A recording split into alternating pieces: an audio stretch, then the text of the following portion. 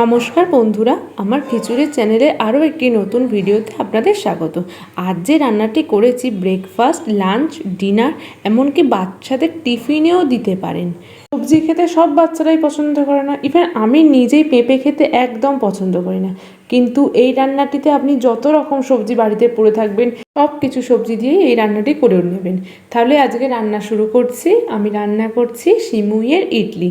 প্রথমেই একটি পাত্রে 1 কাপ সিমুই নিয়ে নিয়েছি, তাতে 1 কাপ টক দই অ্যাড করেছি। এবার একে একে বাড়িতে পড়ে থাকা সমস্ত সবজি গ্রেট করে অ্যাড করে নিয়েছি। আমি এখানে গাজর, ক্যাপসিকাম, কুমড়ো, আদা, কাঁচা লঙ্কা ও পেঁপে গ্রেট করে অ্যাড করেছি। সাথে নিয়েছি নুন ও একটু সবজি মশলা সানরাইজের। ভালো করে মাখিয়ে রেস্টে রেখেছি 10 মিনিটের মতো।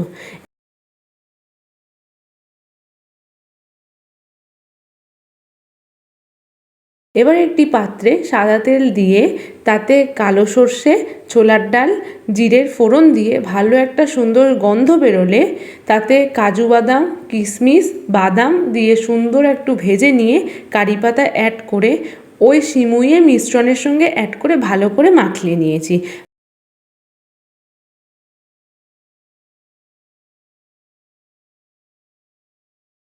ভালো করে সুন্দর করে মাখিয়ে নেবার পর এবার কিছু ছোটো ছোটো বাটি নিয়েছি।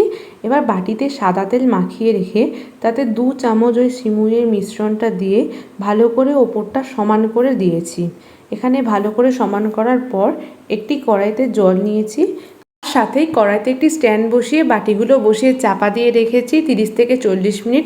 30 থেকে 40 মিনিট হয়ে যাবার পর একটি কাঠির সাহায্যে দেখে নিয়েছি জিনিসটা একদমই ঠিক হয়ে গিয়েছে। এবার একটি চামচের সাহায্যে বাটি থেকে তুলে থালায় সার্ভ করে ধনেপাতা বা বাদামের চাটনি দিয়ে খেয়ে অবশ্যই আমাকে জানাবেন কেমন লাগলো। আমার ভিডিওতে নতুন হয়ে থাকলে অবশ্যই লাইক, কমেন্ট অ্যান্ড শেয়ার করবেন। আমার ভিডিওতে নতুন হয়ে থাকলে অবশ্যই ইউনিক কিছু রেসিপির জন্য সাবস্ক্রাইব করবেন। সবাই ভালো থাকবেন।